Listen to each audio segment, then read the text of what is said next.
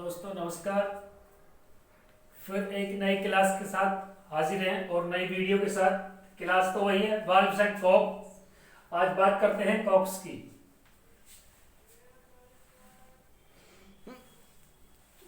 दो तरह की कॉक्स होती हैं, एक होती है बिलो कॉक्स और दूसरी होती है प्लग कॉक्स। तो हम बात करते हैं बिलो कॉक्स की। Blow of cock is used to drain out of below of the water from the boiler cell.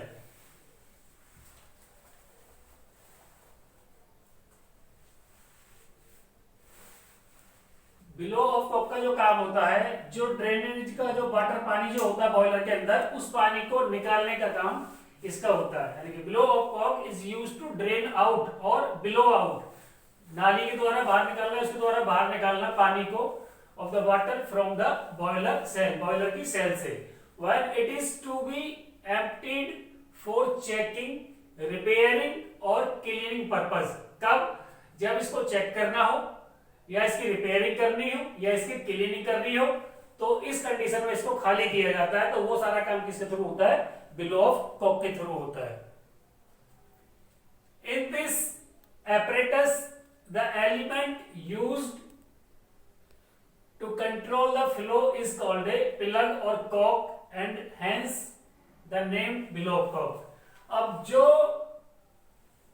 apparatus इसको कंट्रोल करने का काम करता है उसको क्या बोलते हैं? प्लग कॉक या फिर आपका बिलो ऑफ कॉक, यानी कि प्लग या कॉक बोलते हैं या, और इसलिए इसका नाम क्या पड़ा? बिलो ऑफ कॉक पड़ा।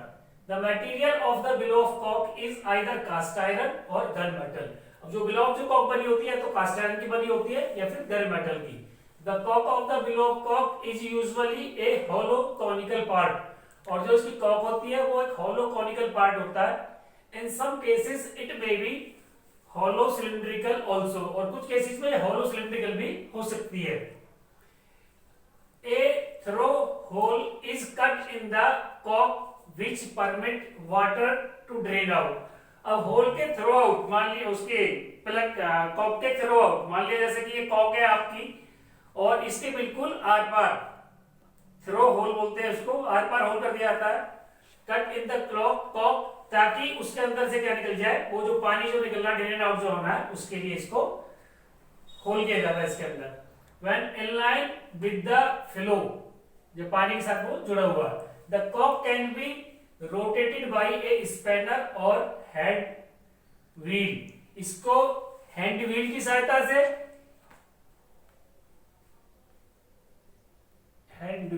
इसको हैंड व्हील की सहायता से या फिर स्पैनर की सहायता से जो है कॉक को रोटेट किया जा सकता है।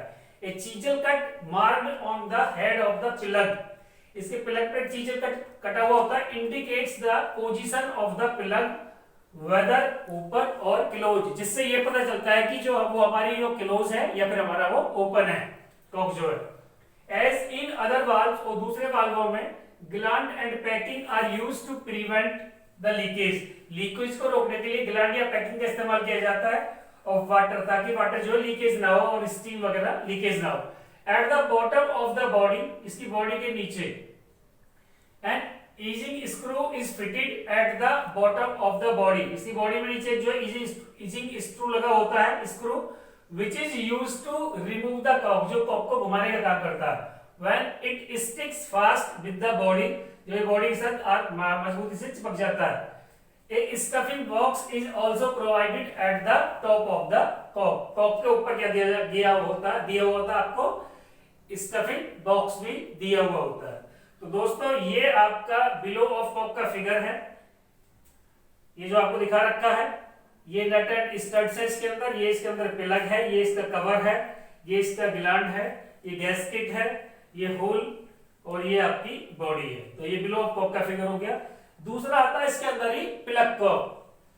इन दिस टाइप ऑफ कॉक, इस तरह की कॉक में the two flanges of the cast iron body, cast iron की जो दो फ्लेंजेस होती हैं, are at 90 degree to each other, एक दूसरे से 90 अंश पर होती हैं।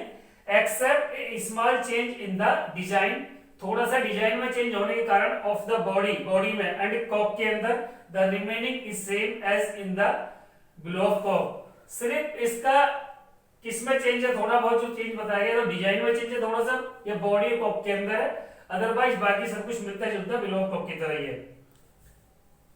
The vertical flange of the body is bolted, जो वर्टिकल फ्लैंज होती है उसको बोल्टेड कर देते हैं टू द माउंटिंग प्लेट के साथ ऑफ द बॉयलर, जो बॉयलर की माउंटिंग प्लेट होती है उसके साथ फिर क्या कर देते हैं, उसको बोल्टेड कर देते हैं। And the other flange to the pipe which disposes the water out, और दूसरे फ्लैंज को पानी से जोड़ देते हैं जिसको जो है बाहर निकालना है।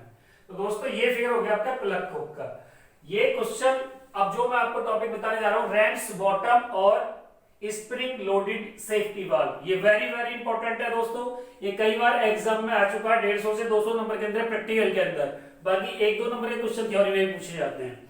ये इसका फिगर है, जैसा बनाने की कोशिश करी, बना नहीं लेकिन जो है बना दिया है फिर भी।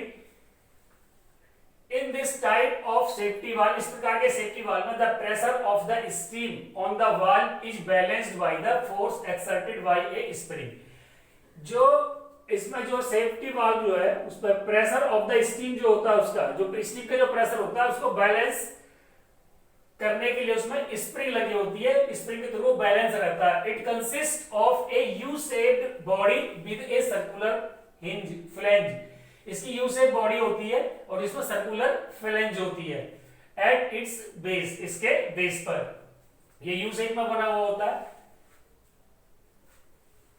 which is to be secured to the seating block at the top of a boiler, जो भी बॉयलर के टॉप पर सीटिंग ब्लॉक के साथ जो है सिक्योर्ड होता है।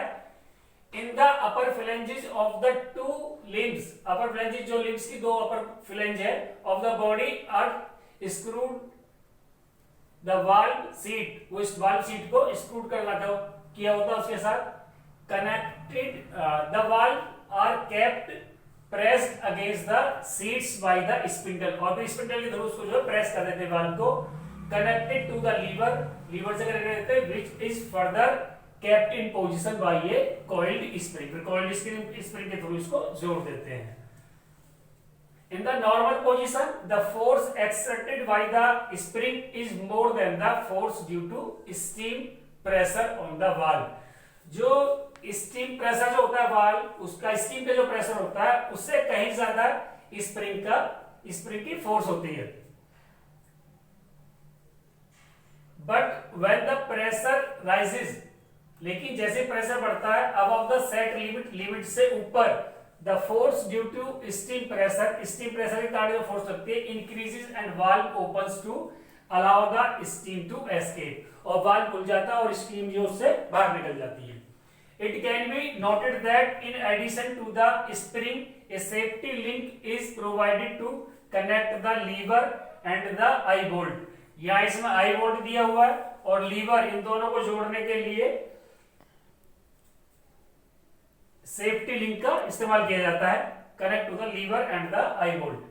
पूछ लेते हैं कि इसके अंदर इस बोल्ट का नाम बताओ, फिगर दे देते हैं और पूछ लेंगे कौन सा बोल्ट लगा होता है, तो आई bolt.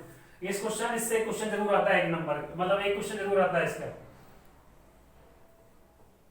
It's purpose it to check the blow off the valves and lever, blow off the valves और लीवर को चेक करने का इसका काम होता है।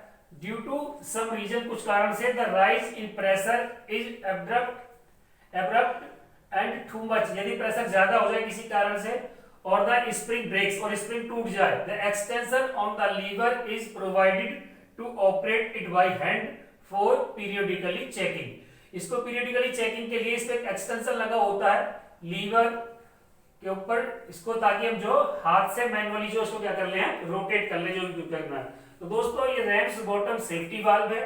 दूसरा इसको स्प्रिंग लोडेड सेफ्टी वाल्व भी बोलते हैं। ये कई नंबर, ये 150 से 200 नंबर के बीच में आता है, इसमें अच्छी तरीके से इसको ध्यान दे लेना। ये इसका नॉमेनक्लेचर है, वाल्व लगा हुआ है, ये फुल क्रम है इसका।